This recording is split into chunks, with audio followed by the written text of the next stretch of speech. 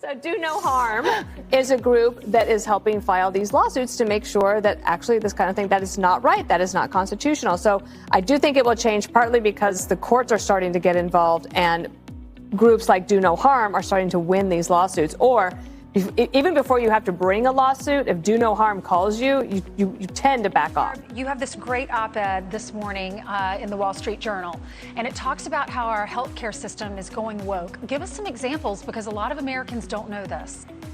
As the prophet of critical race theory, Ibram Kendi, has said that any past discrimination must be dealt with future discrimination. And this means that patients in the future will be discriminated against in favor of one group over the benefit of another. Do No Harm is a network, a coalition of doctors and nurses, medical students and patients, administrators, people who are really concerned about woke ideology spreading in the healthcare system. Thank you. So it's one thing to see this push in, like, I don't know, education. That's problematic enough. But it's quite another to see DEI take over medicine. They're talking about Black patients need to have a Black doctor. Could you imagine if the tables were turned and everybody said white patients needed to have a white doctor? It's the most absurd thing I've ever heard. Dr. Lee joins me now. She is also a senior fellow at Do No Harm.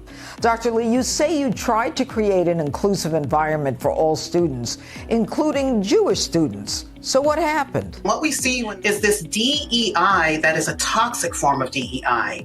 It's a critical social justice form of DEI. They have posted on their social media celebrating October 7th.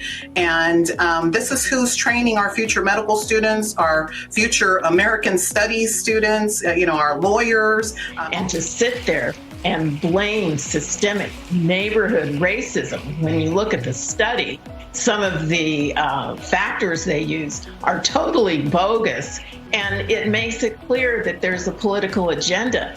And as a physician who reads studies and hopes to get good science out of studies, it's kind of disgusting. Fox and Friends, wokeness is in session. A review by the Do No Harm Medical Professionals Association found that top medical schools are screening applicants for their social justice views before they can even walk in the door. This is infecting all areas of medical schools, and we're finding that even the top medical schools are asking questions of their applicants to help gauge their acceptance of ideologies like critical race theory. Do No Harm accuses the school of, quote, infusing equity and anti-racism into the Doctor of Medicine programs.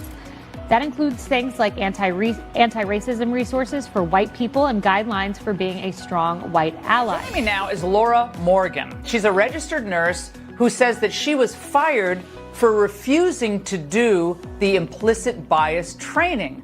I definitely could have gone in and checked all the boxes that my employer wanted me to check. It reminds me of that group I've mentioned before. It's called Do No Harm. And it's where this are making sure that medical professionals are not basically having this happen to them. They get anonymous tips from people in the profession saying, well, this job application job opening just went up and it says that basically no Asians need apply. That's not allowed. So Do No Harm will call them, call the state, call it as their lawyers and say, you have to take it down. And they often will win, but they'll go to court for it. And that's what you need, people like that